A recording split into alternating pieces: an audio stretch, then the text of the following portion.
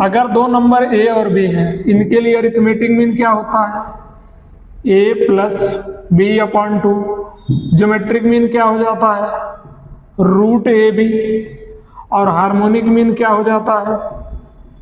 To A B upon A plus two A B upon A plus B.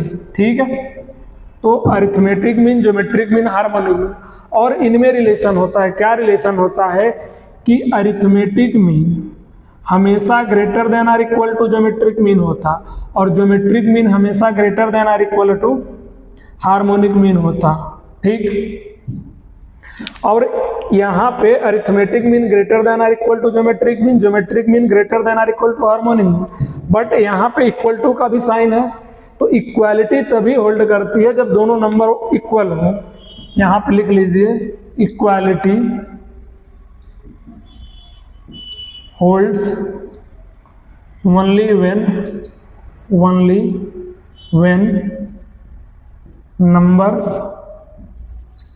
Are equal, जब number equal हो। अब इसमें एक example भी हम लोग ले लेते हैं। मान लीजिए एग्जांपल अगर ले 2,8, अगर दो नंबर 2,8 ले तो इसका अरिथमेटिक मीन क्या हो जाएगा? 2 + 8 अपॉन 2 यानी कि 10 अपॉन 2 इज इक्वल टू 5। अगर इसका अपन ज्योमेट्रिक मीन लें तो यानी कि रूट 2 × 8, 2 8 जा 16 यानी कि 4।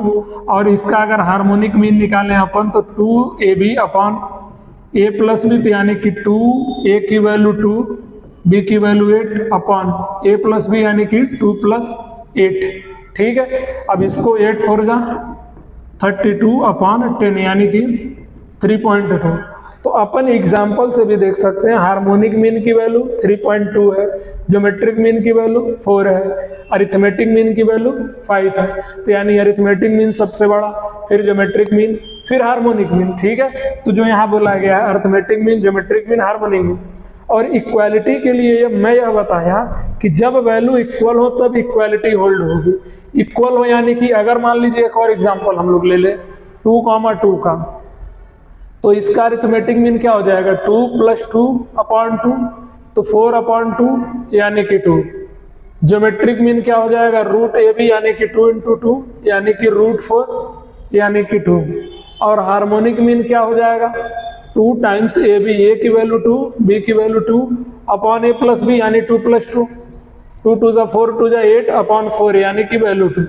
तो जब दोनों वैल्यू इक्वल हो तो arithmetic mean, geometric mean, harmonic mean तीनों इक्वल आ रहे हैं।